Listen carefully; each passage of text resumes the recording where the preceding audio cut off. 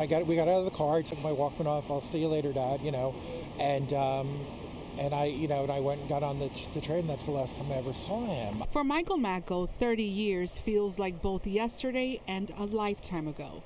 He says on February 26, 1993, his father, William Macko, dropped him off at a subway station, then headed to work at the Twin Towers as a mechanical supervisor for the Port Authority. He was among the 6 people killed when a terrorist set off a bomb in a building garage.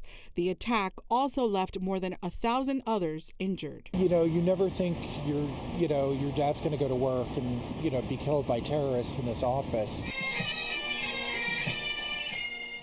On Sunday, loved ones were joined by dignitaries on hallowed ground to mark the 30th anniversary of the horrific attack, local leaders taking part in a special rose ceremony. The names of the victims were read aloud, just steps away from the symbolic reflecting pools. And Wilfredo Mercado and Monica Rodriguez Smith and her unborn child.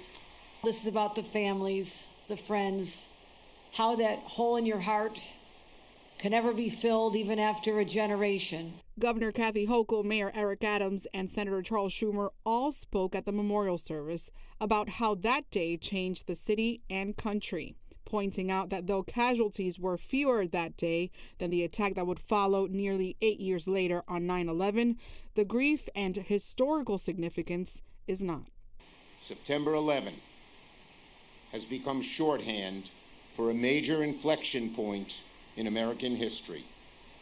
But that doesn't make what happened here 30 years ago on February the 26th any less important, any less tragic, any less worth remembering.